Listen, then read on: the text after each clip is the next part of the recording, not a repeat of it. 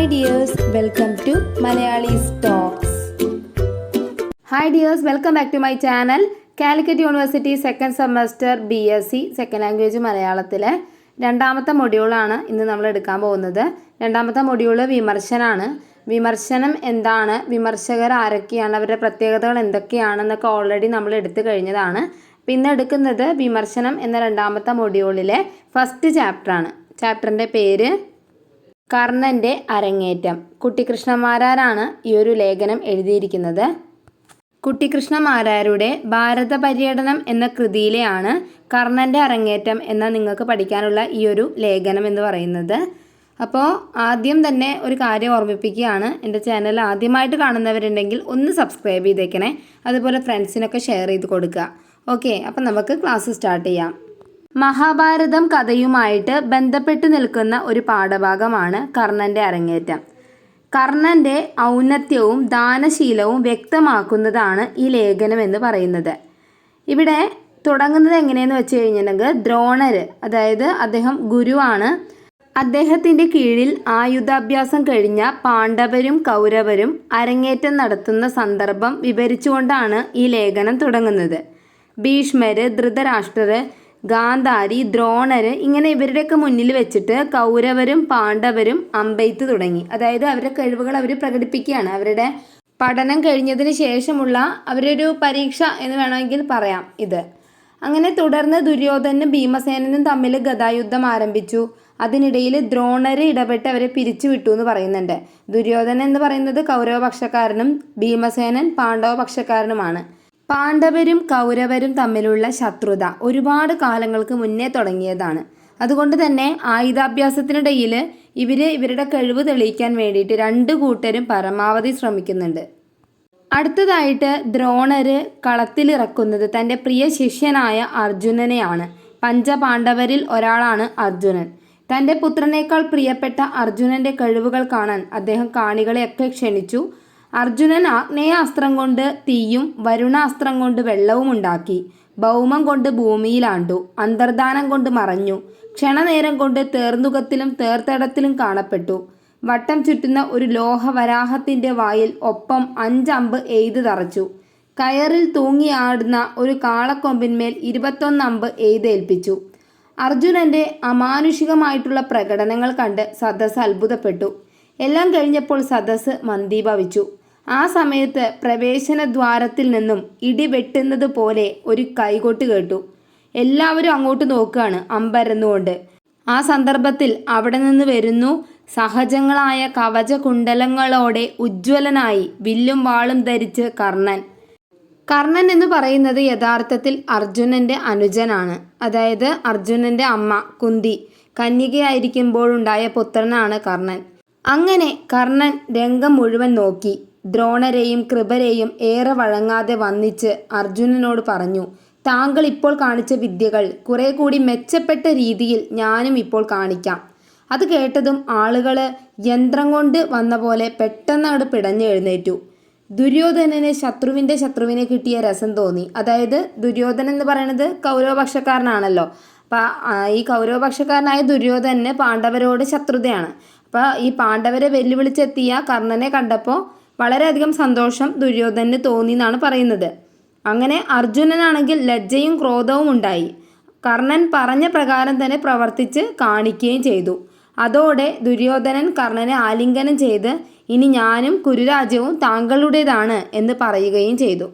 കർണൻ ദുര്യോധനനോട് സഖ്യം മാത്രമാണ് വരിച്ചത്. തുടർന്ന് തനിക്ക് അർജുനനോട് ദ്വന്ദ്വയുദ്ധം ചെയ്യണമെന്ന് കർണൻ എല്ലാവരെയും അറിയിക്കുകയാണ്. വിളിക്കാതെ വന്നു കയറി ചോദിക്കാതെ പറയുന്നവർക്കുള്ള ലോകങ്ങളിലേക്ക് ഞാൻ നിന്നെ കൊന്നയക്കും എന്ന് അർജുനൻ ആ സന്ദർഭത്തിൽ ദേഷ്യത്തോടു കൂടിയിട്ട് പറഞ്ഞു. എന്നാൽ കർണൻ ഈ രംഗം പൊതുവിലുള്ളതാണെന്നും കൂരമ്പുകൾ കൊണ്ട് ഗുരുവിൻ്റെ മുന്നിൽ വെച്ച് ഞാൻ നിന്റെ തല എടുക്കുമെന്നും പറഞ്ഞു. അതോടെ അർജുനനും ദ്വന്ദ്വയുദ്ധത്തിനായിട്ട് ഇറങ്ങി. രണ്ടുപേരും പരസ്പരം പോര് വിളിച്ചു എന്നാണ് പറയുന്നത്. കർണനും അർജുനനും ദ്വന്ദ്വയുദ്ധത്തിന് ഒരുങ്ങിയ സമയത്ത് ദേവേന്ദ്രനും സൂര്യനും തങ്ങളുടെ മക്കളുടെ യുദ്ധം കാണാൻ ആകാശത്തെത്തി. അതെങ്ങനെയാണെന്ന് തോന്നുന്നുണ്ടാവും അല്ലേ? കുന്തി ദേവിയിൽ ദേവേന്ദ്രന് പിറന്ന മകനാണ് അർജുനൻ. അതുപോലെ തന്നെ കുന്തി ദേവി കന്യകയായിരിക്കുന്ന സമയത്ത് സൂര്യന് പിറന്ന മകനാണ് കർണൻ എന്ന് പറയുന്നത്. അപ്പോൾ ഇവർ രണ്ടുപേരും ഏറ്റുമുട്ടാൻ പോവുകയാണ്. അപ്പോൾ ഇവരെ ഏറ്റുമുട്ടൽ കാണാൻ വേണ്ടിയിട്ടാണ് ഈ അച്ഛന്മാരൊക്കെ ആകാശത്ത് എത്തി നിൽക്കുന്നത്. എല്ലാവർക്കിടയിലും ആ ഒരു പക്ഷഭേദം വന്നു, പ്രത്യേകിച്ച് സ്ത്രീകൾക്കിടയിൽ തന്നെ. കുന്തിദേവി ആണെങ്കിൽ ഇത് അറിഞ്ഞതും മോഹാലസ്യപ്പെട്ട് വീണു. കാരണം തൻ്റെ 2 മക്കൾ തമ്മിലാണ് യുദ്ധം ചെയ്യുന്നതെന്ന് കുന്തിക്ക് അറിയാമായിരുന്നു. ആ സമയം കൃപര് ദ്വന്ദ്വയുദ്ധത്തിൻ്റെ മുറ അനുസരിച്ച് അർജുനൻ്റെ പാരമ്പര്യം പറഞ്ഞു. കുരുവംശത്തിൽ പാണ്ഡുവിൻ്റെയും കുന്തിയുടെയും ഇളയ പുത്രനായ അർജുനനാണ് നിന്റെ പ്രതിയോഗി എന്ന്. അതുപോലെ നിന്റെ രാജവംശത്തിൻ്റെയും അച്ഛനമ്മമാരുടെയും പേര് പറയാനായിട്ട് കർണനോട് ആവശ്യപ്പെടുകയാണ്. ആ സമയത്ത് കർണൻ മുഖം കുനിച്ചു. കാരണം കർണൻ അറിയില്ലായിരുന്നു തൻ്റെ അമ്മ ആരാണ് എന്നൊന്നും. ആ സമയം ദുര്യോധനൻ ഇടപെട്ട് രാജാക്കന്മാരുടെ കുലം നിശ്ചയിക്കാൻ ശാസ്ത്രത്തിൽ ഒറ്റ വഴിയല്ല പറഞ്ഞിട്ടുള്ളതെന്ന് ദുര്യോധനൻ പറഞ്ഞു. അർജുനന് രാജാവിനോട് മാത്രമേ യുദ്ധം ചെയ്യാൻ കഴിയൂവെങ്കിൽ കർണനെ അംഗരാജ്യത്തെ രാജാവാക്കി ഈ നിമിഷം അഭിഷേകം ചെയ്യും എന്ന് പറഞ്ഞു. കർണനെ അംഗരാജ്യത്തെ രാജാവാക്കുകയും ചെയ്തു. അതോടെ കർണൻ ഇതിനു പകരമായി ഞാൻ താങ്കൾക്ക് എന്താണ് ചെയ്യേണ്ടതെന്ന് ദുര്യോധനോട് ചോദിച്ചു.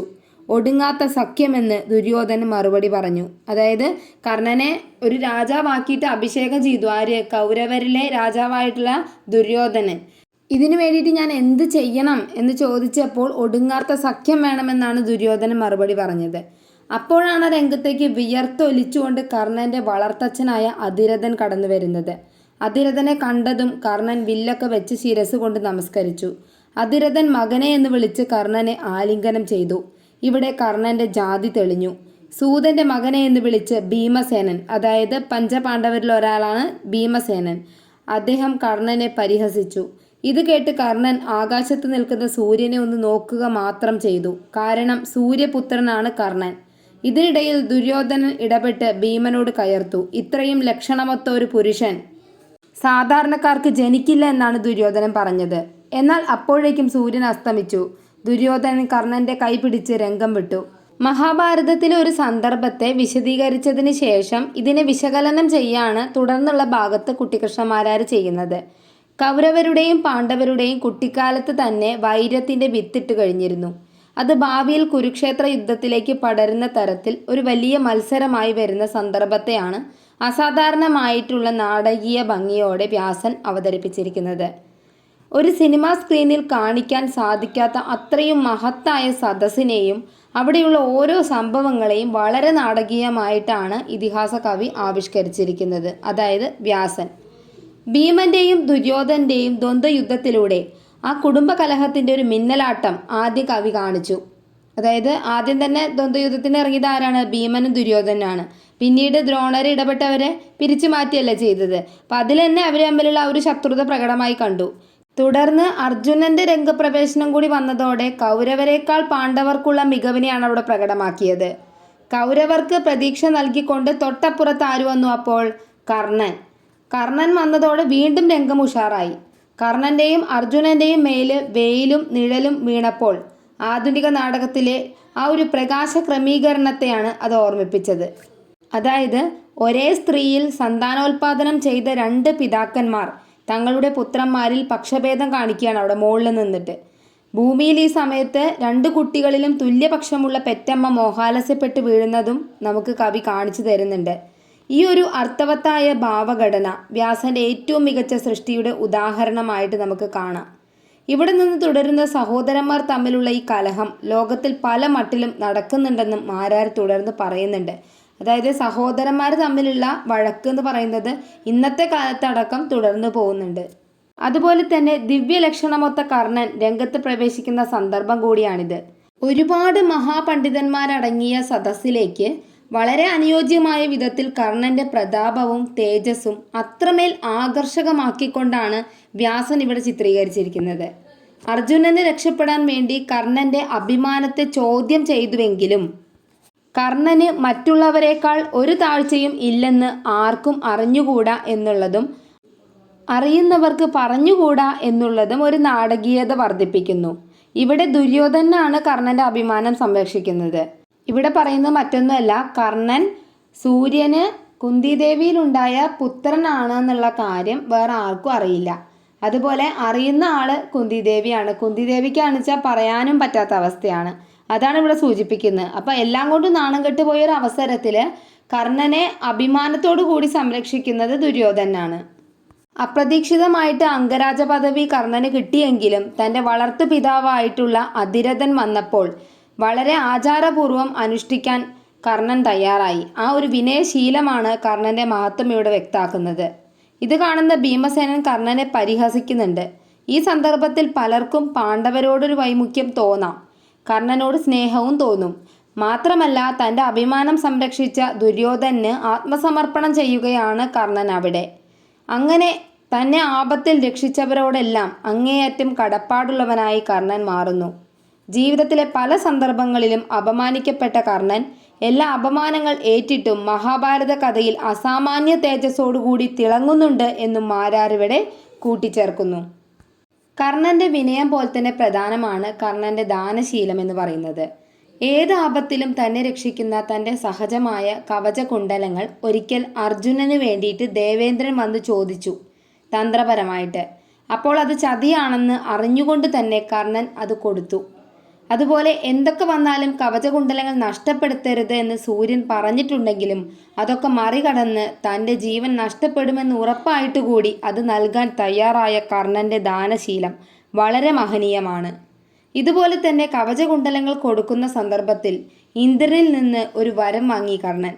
തനിക്ക് ഒരാളെ മാത്രം കൊല്ലാൻ ഉപയോഗിക്കാവുന്ന ഒരു അസ്ത്രം, അതായിരുന്നു ആ വരം. അത് തൻ്റെ ബദ്ധശത്രുവായ അർജുനന്റെ കഥ കഴിക്കാനാണ് കരുതി വച്ചത്. എന്നാൽ അർജുനനെ രക്ഷിക്കാനായിട്ട് കൃഷ്ണൻ ഘടോൽകജനെ മുന്നിലേക്ക് ഇട്ടപ്പോൾ ഘടോൽകജൻ കൗരവപ്പടയെ മുഴുവനായിട്ട് കൊന്നു തള്ളിയപ്പോൾ ദുര്യോധനന്റെ ആവശ്യപ്രകാരം യാതൊരു മടിയും കൂടാതെ കർണൻ ആ അസ്ത്രം ഘടോൽകജന് നേരെ പ്രയോഗിച്ചു. ആ സന്ദർഭത്തിൽ കർണൻ അറിയാം ഇത് തൻ്റെ മരണമാണ്, തനിക്കിനി ഒരിക്കലും അർജുനനെ ജയിക്കാൻ ആവില്ല. എന്നിട്ടും ദുര്യോധനോടുള്ള നന്ദിയാണ് കർണൻ അവിടെ കാണിച്ചത്. ഇങ്ങനെ കർണന്റെ ദാനശീലത്തിന്റെ മഹത്വത്തെ കൂടി പറഞ്ഞാണ് ഈ ലേഖനം മാരാർ അവസാനിപ്പിക്കുന്നത്. മാരാരുടെ നിരീക്ഷണത്തിൽ മഹാഭാരതത്തിൽ അർഹിക്കുന്ന പരിഗണന ലഭിക്കാതെ പോയ തേജസ്സുള്ള കഥാപാത്രമാണ് കർണൻ. ഒട്ടേറെ അപമാനങ്ങൾ അവൻ തൻ്റെ ജന്മത്തിൻ്റെ പേരിൽ നേരിട്ടു. മനുഷ്യ മനസ്സിൽ ഇറങ്ങിച്ചെന്ന് കർണന്റെ പക്ഷത്ത് നിന്ന് വായനക്കാരോട് സംവദിക്കുകയാണ് ഈ ലേഖനത്തിലൂടെ മാരാർ ചെയ്യുന്നത്. പാണ്ഡവരുടെയും കൗരവരുടെയും തേജസ്സിന് മുന്നിൽ അത്രയോ അല്ലെങ്കിൽ അതിനേക്കാൾ ഏറെയോ തേജസ് ഉണ്ടായിട്ടും മാറ്റി നിർത്തപ്പെട്ട ഒരു കഥാപാത്രമാണ് കർണൻ. എന്നാൽ കൗരവ പാണ്ഡവ ആയുധ അഭ്യാസം നടക്കുന്ന സമയത്ത് അവിടെ വരുന്ന കർണന്റെ അരങ്ങേറ്റത്തെ വായനക്കാരുടെ ഹൃദയത്തെ ആകർഷിക്കുന്ന വിധത്തിൽ വിവരിക്കാൻ മാരാർക്ക് സാധിച്ചിട്ടുണ്ട്. വ്യാസൻ എഴുതി വെച്ച കർണന്റെ അരങ്ങേറ്റം എന്ന സന്ദർഭത്തെ കുരുക്കഴിച്ച് വിശകലനം ചെയ്യുകയാണ് മാരാർ. സഹോദരന്മാർ തമ്മിലുള്ള പോര് എക്കാലത്തും എവിടെയുമുണ്ട്.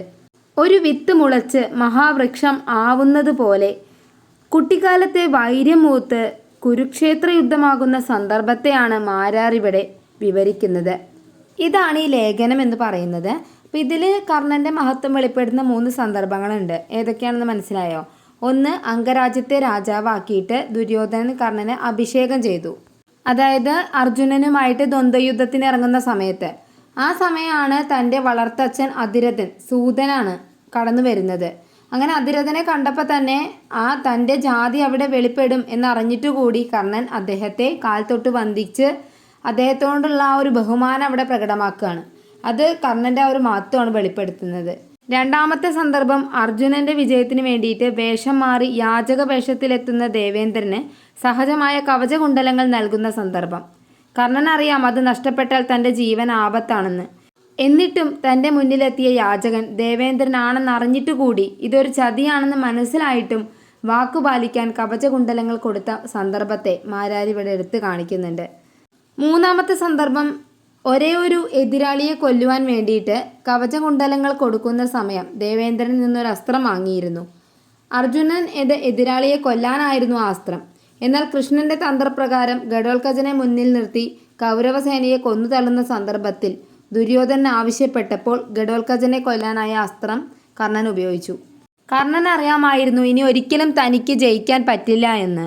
എന്നിട്ടും തൻ്റെ അഭിമാനം സംരക്ഷിച്ച ദുര്യോധനൻ്റെ വാക്ക് അനുസരിക്കുന്നതിന് വേണ്ടിയിട്ടാണ് അപ്രകാരം കർണൻ ചെയ്തത്. അപ്പോൾ ഈ 3 സന്ദർഭങ്ങളെ മുൻനിർത്തി കർണൻ്റെ മഹത്വമാണ് മാരാർ ഇവിടെ വ്യക്തമാക്കുന്നത്. അപ്പോൾ ഇതാണ് നമ്മുടെ ചാപ്റ്റർ. എല്ലാവർക്കും മനസ്സിലായിട്ടുണ്ടാവുമെന്ന് വിചാരിക്കുന്നു. കുറച്ചുകൂടി മനസ്സിലാക്കാൻ എളുപ്പമുള്ളൊരു ചാപ്റ്ററാണിത്. കഥയൊക്കെ ഇഷ്ടമുള്ളവർക്ക് പെട്ടെന്ന് മനസ്സിലാക്കാം. നോട്ട്സ് ഞാൻ ടെലഗ്രാം ചാനലിൽ അപ്ലോഡ് ചെയ്യുന്നുണ്ട്. എന്തെങ്കിലും സംശയം ഉണ്ടെങ്കിൽ കമൻറ്റിലൂടെ ചോദിക്കുക. Thank you for watching.